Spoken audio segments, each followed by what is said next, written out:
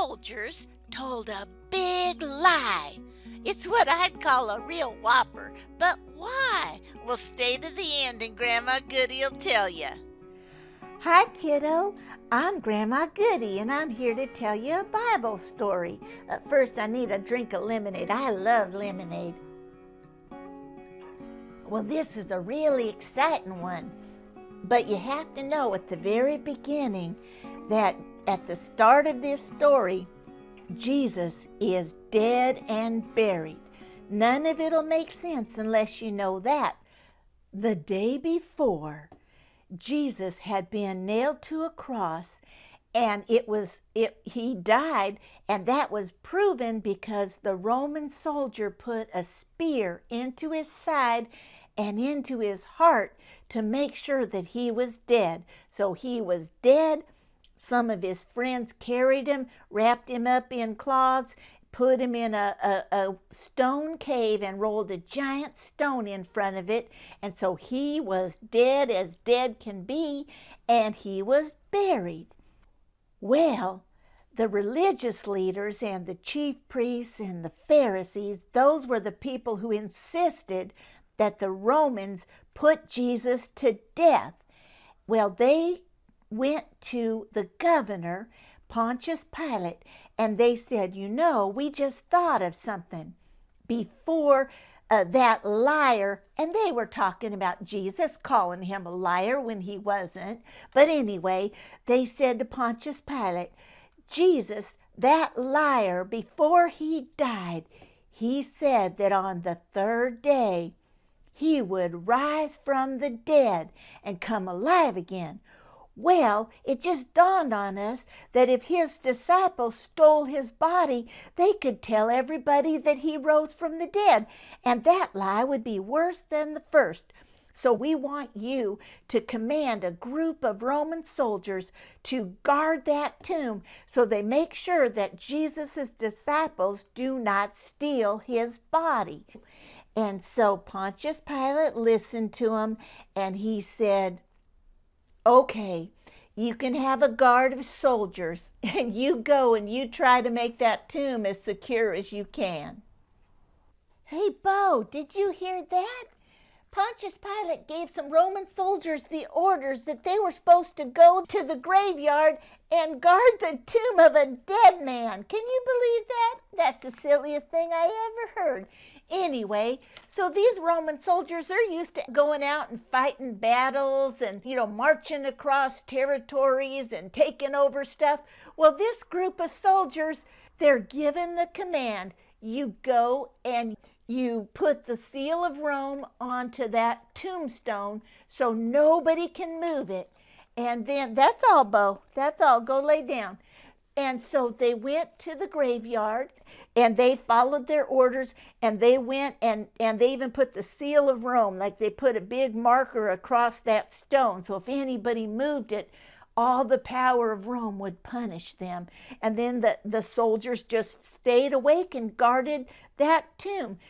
The rule was that if you were guarding a prisoner and they escaped, that then the soldier who was guarding that person would have to take the punishment. So they took this very seriously. They didn't want to lose a dead man because they might get killed as punishment. And on the morning of the third day, all of a sudden, there was a flash of like lightning, and an angel appeared, and at the very same moment, there was a great earthquake. And the soldiers, they were terrified. They saw this angel, and the angel, he rolled the stone away, and he just sat right on top of it. And it says that the soldiers were so terrified that they were like dead men. They must have passed out cold and just were unconscious there. And now they didn't know there were some women, friends of Jesus, who had come thinking that they might be able to anoint his body with perfumes if they could get in. And the angel talked to him and told him, Jesus isn't here. He's risen from the dead, just like he said he was going to do. And he said, you go tell his disciples tell them to go up to Galilee and he'll meet y'all up there. And so the women ran off, and the soldiers were they didn't know what to do. So some of them ran back, and they went to the chief priests right at daybreak, and they told them everything just as it had happened. And so they told them all about the earthquake and the angel and the stone rolling away and hearing that Jesus was risen from the dead. Well, the chief priests, they decided to call a meeting. So they called all the elders, and they got them together early in the morning, and they told them what had happened. And they came up with a deceitful plan.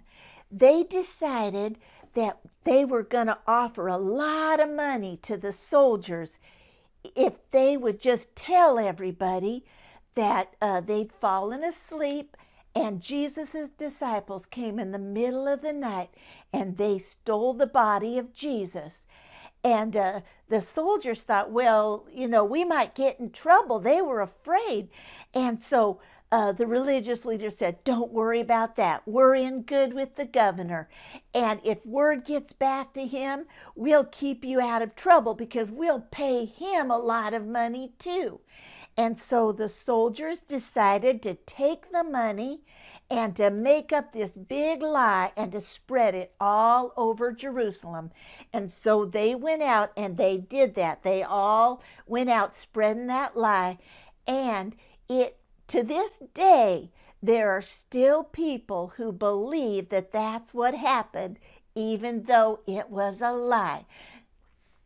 Now, let me tell you where you can read the story yourself in the Bible.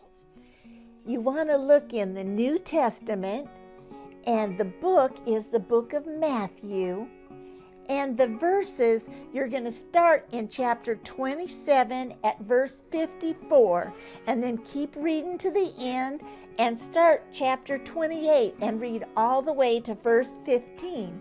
And if you're using the secret code, it's going to be MAT 27 and the 2 dots, verse 54, all the way to 28 and the 2 dots, 15.